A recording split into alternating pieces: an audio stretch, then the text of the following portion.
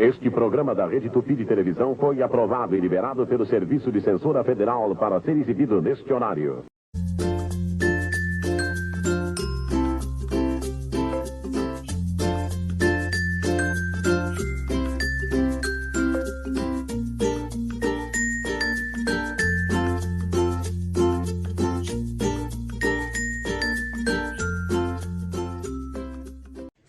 Existem dois tipos de governos mal intencionados. Aquele que quer apenas te roubar, e eu digo apenas porque o segundo tipo é tão pior, acredite, que te deixa com saudade de apenas ser roubado. E o segundo tipo é aquele que quer te controlar. E esse é muito pior porque ele trabalha para chegar no ponto onde ele não precisa mais roubar, porque até o que você pensa que é seu já não é mais seu, é dele. O Brasil está num processo de transição do primeiro para o segundo tipo. Então, no momento, às vezes você é roubado e às vezes eles só tiram de você o que você achava que era seu, mas o Estado já está com direito legal de tirar de você. Ou seja, não é mais roubo, tecnicamente. Tipo desapropriação de terra para o MST, volta o DPVAT, agora eles têm o direito legal de pegar um pouquinho mais do seu dinheiro, impostos seguem aumentando. Um outro bom exemplo prático foi quando a Prefeitura de Canoas, em meio à tragédia no Rio Grande do Sul, lançou um decreto no mínimo controverso aí, para dizer que ficava determinada a requisição administrativa dos bens particulares. Essa requisição teria caráter coercitivo e deveria ser cumprida de forma imediata. Peraí, como assim? É requisição, requerer bens particulares de forma coercitiva ou obrigatória? E a lista dos bens é exatamente aquilo que está sendo doado? Pegou mal? Porque, assim, ficou parecendo só que queriam pegar as doações privadas para serem usadas como ajuda do governo. Mas logo as agências de checagem, tipo a Lupa, que todo mundo confia muito, só que não, correram para defender o pobre e indefeso Estado. Gente, é falso que um decreto legaliza roubos de doações. Que isso, gente? Primeiro que, para começar, a gente já sabe que existe uma contradição semântica em legalizar o roubo, visto que se está legalizado, já não é mais roubo. Tá bom, mas é uma força de expressão didática para facilitar a assimilação prática do decreto. Tá bom, não estão legalizando o roubo, estão legalizando a tomada coercitiva. Mas o fato é que, provavelmente, se não fosse a internet e as redes sociais, a prefeitura talvez nunca tivesse complementado a determinação anterior com um novo decreto explicando que a tomada coercitiva não se aplica a nenhum tipo de doação, mas apenas a mercadorias de empresas privadas, mediante indenização. Indenização é o quê? É pagamento? Vocês vão pagar a mercadoria, então? Se vão pagar, por que precisa ser coercitivo? Alguém não vai querer vender? Ou talvez seja porque vocês não fazem ideia de quando vão pagar. Ou seja, vão pegar sem pagar, que de onde eu venho se chama roubo. Se chama tomar coercitivamente, né? E aí tá o que eu tinha falado antes, que o Brasil vive a transição entre algo ser roubado e algo ser tomado legalmente de forma coercitiva, né? Tem uma diferencinha técnica aí. Você sabe qual é o cenário perfeito para um governo que quer te controlar? O caos. Pessoas boas, normais, querem evitar tragédias, querem promover o bem-estar, querem melhorar a saúde de forma geral. Já pessoas desequilibradas, psicopatas, veem no caos e na tragédia novas e maravilhosas possibilidades e oportunidades de controle, com muito dinheiro envolvido. Eu vou dar aqui um exemplo hipotético, tipo, nunca nem aconteceu nada nem parecido, tá bom?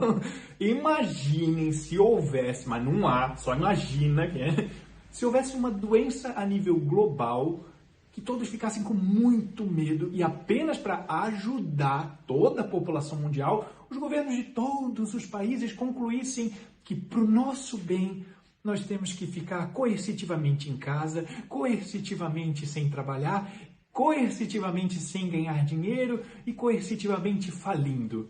E, ao mesmo tempo, muito rapidamente, houvesse já um remédio para essa doença, que todo mundo coercitivamente tem que tomar, não uma, mas várias doses. Eu não sei vocês, mas eu gostaria muito de ser uma das fabricantes de um produto que 8 bilhões de pessoas serão obrigadas a adquirir várias vezes. Jogando por baixo um valor de $10 por dose, uma média de 3 doses por habitante desse planeta, Nós estamos falando de um negócio que movimentaria cerca de 250 bilhões de dólares, mais de R$1 trilhão. Num cenário hipotético como esse, porque a gente sabe que não existe nada nem que isso, nada parecido. Haveria, nesse cenário, né, mas não há, porque é suposto, não tem, haveria dinheiro suficiente para comprar a condescendência e a narrativa de governos, mídias televisivas e impressas, organizações, conselhos, cientistas, especialistas e médicos do mundo todo. Mas tudo isso não existe. É só assim, um exemplo hipotético do que poderia acontecer num caso como esse, se pessoas desequilibradas estivessem no controle, usando o nosso próprio dinheiro para nos controlar e ainda parecendo que estão nos salvando. Pessoas normais desejam que cada pessoa viva a sua vida dependendo o mínimo possível do Estado. Eu vou dar um exemplo. O maior orgulho para um pai e para uma mãe é criar o filho de tal forma que ele se torne tão independente e autossuficiente que ele não precise mais dos pais. Só pais desequilibrados não desejariam isso para o próprio filho.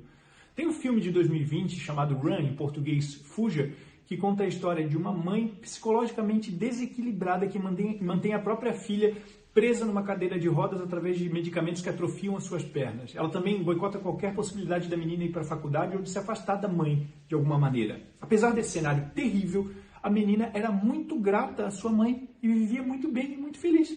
Sabe como? Ela não fazia ideia de que a mãe fazia isso com ela. Isso te lembra alguma coisa? Algum povo anestesiado com carnaval, futebol e ainda grato pelas migalhas do governo, justamente por não saber que é escravo?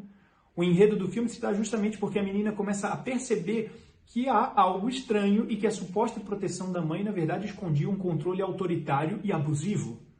Isso também não te lembra alguma coisa? Autoritarismo, abuso de poder.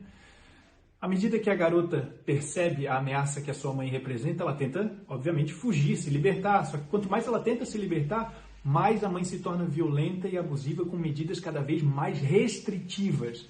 Tipo assim, um governo que quer regular as suas redes sociais e começa a prender quem fala demais porque você começou a perceber o que está vendo e querer se libertar, né?